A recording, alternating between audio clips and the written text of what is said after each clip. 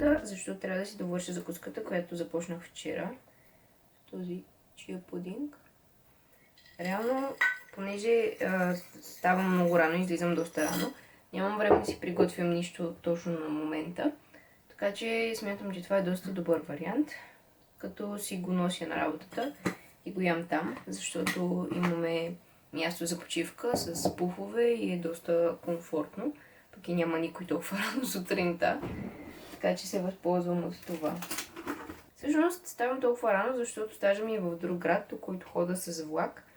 И има един единствен влак сутринта, понеже гарата не е много обслужвана, който е в 7:30. И аз стигам на работа в 8:30, което е с около час и 15 минути по-рано от стартирането на работния ден. Но поне това ми дава време да си работя по различни мои проекти. И понеже съм в друг град, трябва да си нося обяд също. В случая ето това агне. Беше ми доста странно първия Великден без семейството ми, обаче си извънахме на видеочат. Така че боядисвахме яйцата заедно. И агнето стана много по-вкусно от очакваното. Така че се радвам. И също си купих това, което вече е почти изядено. Но много се доближи до козунак. И успях да намеря българско кисело мляко. Yes! Успях да намеря българско кисело мляко в източноевропейския магазин тук. Така че си се усещаше като вкъщи.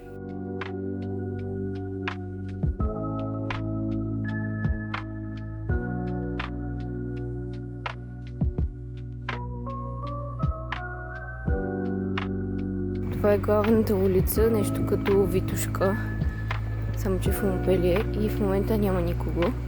Хубавото тук е, че няма кафенета навсякъде. Да, има тук и има ето тук, обаче те са качени на високо и реално не ти пречат да вървиш. Така че е доста приятно, когато е по-оживено. С другото, това, което ми прави впечатление, че всяка сутрин минават супер много такива малки камиончета за миене на улиците, за събиране на кофите. И това е абсолютно всяка сутрин и е много чисто. Това е най-известният площад в Монпелие. Това са Трите граци фонтан.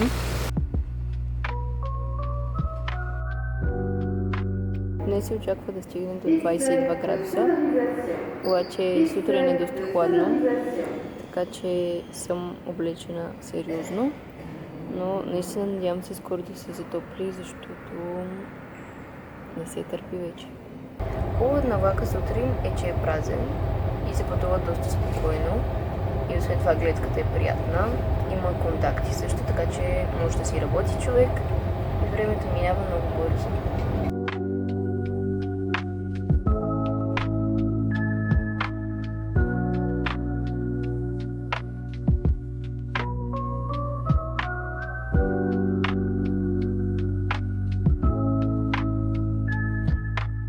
Това е пристанището в града, в който ми е стажа. И е много симпатично. Има супер много ресторанти, заведения. И наистина е много приятно сутрин, когато няма никого, когато морето е спокойно. Ето това е сградата, в която работя. Реално има бутик, в който продаваме продуктите. И в допълнение има нещо като музей направено, в който се правят посещения и с гид.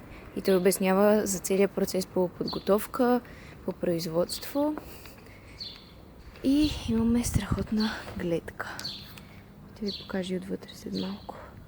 Аз влизам ето от тук. Прекарвам всяка сутрин преди да започна работа. А ето това е най-големия плюс на стажа. Защото по време на обедната почивка, която е 2 часа, слънцето пече точно там. Ние сядаме на диванчетата, говорим си, хапваме и просто наистина е страхотно за почивка. Пинга изглежда доста гадно, обаче всъщност наистина е много хубав. Показвам ви моето бюро. Ето го. И ето тук е вратата. Доста е симпатично. Не използвам този екран, само този.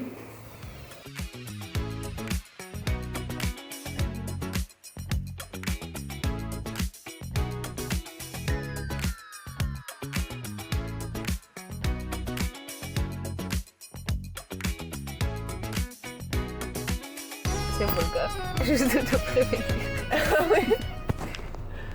Днес е ден за доставки, така че сега сме на станцията, за да заредим бензин. Ще ви покажа след малко буса какъв е. И е много смешно, защото сме просто две момичета, които карат огромна баничарка.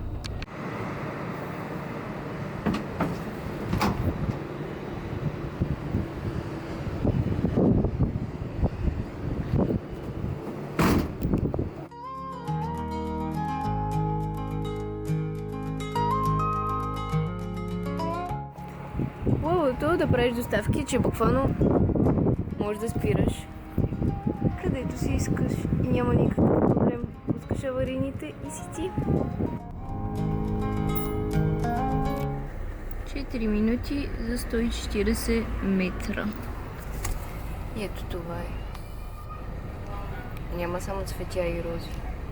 Стажа ми се състои в това да звъня на хотели и ресторанти, които са ни клиенти, и да им представям офертите ни за начало на сезона, като след това те, ако решат да поръчат, записвам поръчката, правя фактура и доста често, както днес, се налага да правим доставки, което е готино, защото имаме възможност все пак малко да обиколим близките градчета.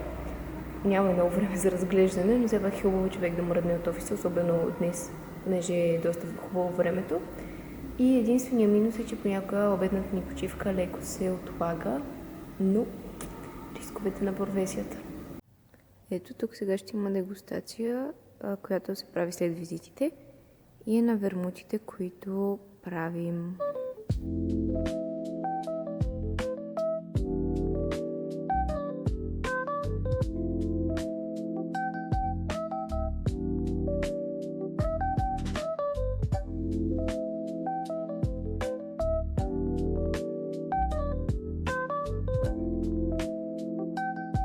Въпрос за готвене. Много бих се радвала да ви кажа, че си приготвям всичко от неделя, но не го правя.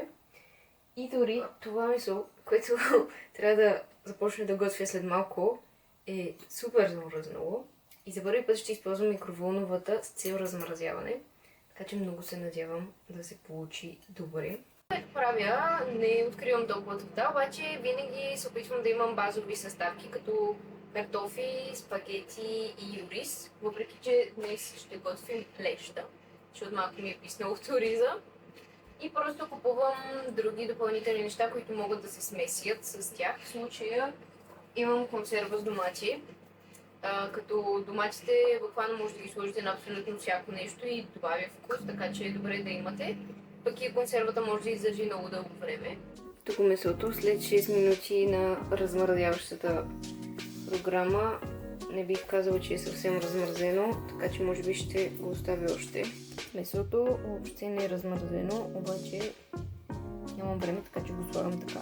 В принцип, при месо, особено телешкото, което се соли с него, ако добавите сол, тъй като солта иззема доста от течността, може да се забърза процеса по размразяване.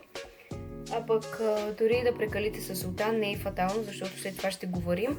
А когато се вари, каквото и да било, реално много от солта просто отива във водата, която се изпарява.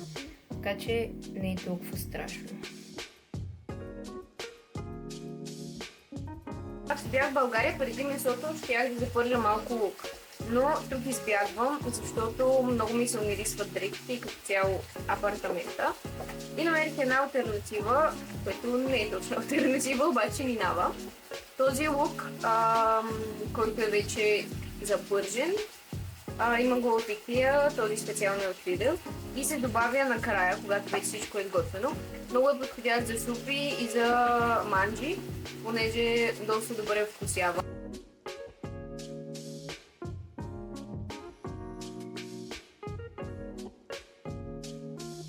Понеже вече е доста късно, аз съм много гладна. Ще си направя нещо друго за хапване.